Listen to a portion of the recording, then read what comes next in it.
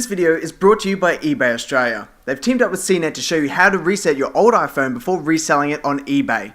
Check it out by following the on-screen annotation or the link in the description below. Adopted from the top and bottom of their lineup, Nokia has crafted the Lumia 625 as the mid-range competitor. Boasted to boost display size on a budget, filling a potential profitable niche, but lacking a few critical specs that left me wanting. If you enjoy the work I do, like it, share it, subscribe to it, and keep following the latest tech that compels me. Simply put, the Lumia 625 is simply crafted. Not to say craftsmanship took a hit here, but the phone is sturdy, weighted well at 159 grams, and with clean contours, refined lips, and polished with high-end sophistication. It's the shape, we've seen it, adored it, bored with it, but it still works. At the end of the day, the rounding about the soft touch shell casing conforms, and the sharp lipping into the deep black bezel allows an easy grip. If any gripe can be found, it's that the casing choice offers little resistance to a cold, dry hand and can easily slide out. Working around the rear surface and edges, it feels brilliantly barren, minimalistic with only a small slit for the loudspeaker and dot for the rear-facing camera. That's because the casing needs to easily be removed and can be exchanged in a host of vibrant colours. The reddish orange I have on here came with an additional black variant. They are swapped around easily, are very stiff and protective, have a high impact visually, and master micro SD slot stacked under the micro SIM card tray. The battery is visible, but not simply removable, unfortunately. The thing with Nokia devices and the Windows Phone platform is that they embrace and endorse high contrast in design. The casing selections offered by Nokia support this and offer great variety for consumers. Unfortunately, the other area of high contrast is between the large panel and the deep black bezel. The display distinctly lacks Nokia's clear black technology, and while a pane of Gorilla Glass 2 protects the panel, it isn't the best against smudges and lacks the silkiness of other glass. The capacitive buttons do not light up, very sucky indeed, but the position of the physical buttons, including the dedicated shutter button, were situated well. It's safe to say $300 is a palatable price tag, and 4G LTE sweetens the deal. The quality of calls was on par with the Lumia 925, as both achieve very good signal strength, extremely fast download speeds, and zero Wi-Fi issues. But I did fear the performance of the 625 with a mere half a gig of RAM. But the Qualcomm Snapdragon dual-core 1.2 GHz Crate CPU managed to keep punching out a consistent performance. It didn't lag far behind what the 925 achieved, and the OS performance was never its failing point. At times, loading of apps suffered if they weren't currently active within the multitasking. In-app usage at times slower than anticipated from other flagship devices, and the more intensive games were held back ever so slightly, even with the Adreno 305 GPU. But you do get Bluetooth 4.0 supporting Bluetooth Low Energy, a Class B GPRS that delivered, a measly 8GB of internal storage, but it is supported by up to 64GB of expandable memory and a 2000 mAh battery. A lot needs to be said about battery life. While at work I can't use my phone much, but it is constantly receiving emails, notifications and messages.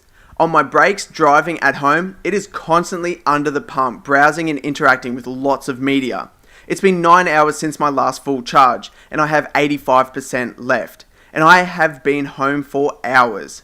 Continuous HD video playback achieves roughly 8.5 hours. The biggest compromise so far comes in the display, but it is bittersweet.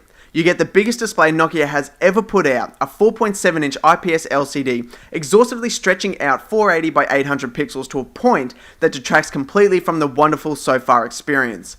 Visible pixels are the first point.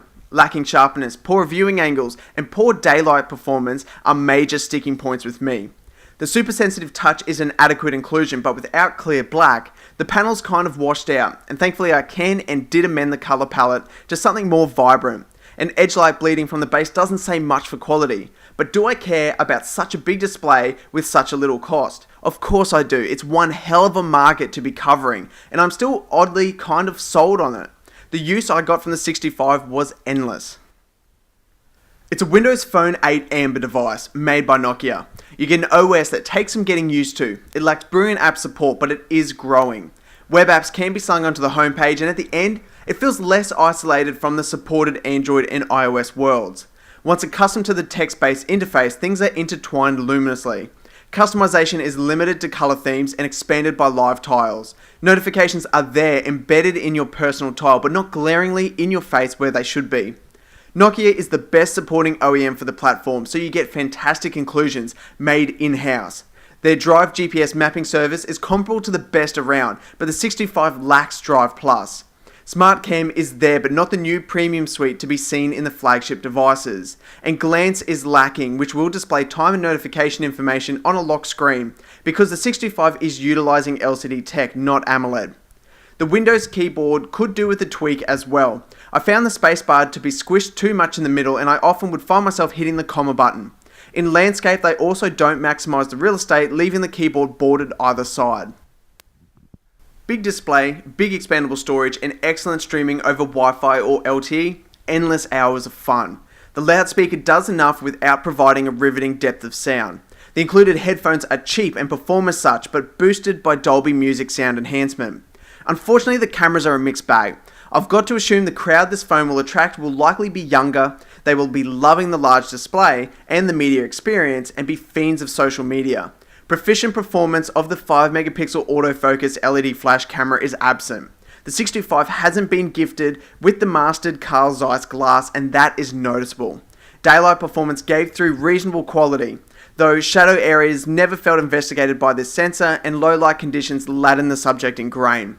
Night performance in general was bad. The flash helps. The UI is solid, but not the latest and greatest Pro version, and likely won't be. The front-facing camera, being VGA, takes grainy and at times blurry shots and videos, something to consider if you regularly indulge with vanity. One must consider the price point here. For cost, the Lumia 65 ticks many key boxes that most mid-range phones can't. The performance of the OS, flagship size display, excellent build quality are the winners. Coupled with quality internals like LTE, it's a very easy smartphone to put ahead of so many Android phones in this bracket. The camera performance, while lacking, is kind of what's expected for $300. The stretched out pixels are a big detractor, but one can come to terms with, because I wouldn't part with even a portion of that display size. The excellent battery life and so many aspects borrowed from Nokia's flagship devices definitely give the Lumia 65 a look by following the link below to pick one up from mobicity.com. I'm Kurt, and this is Kaboo Tech. Thanks for watching.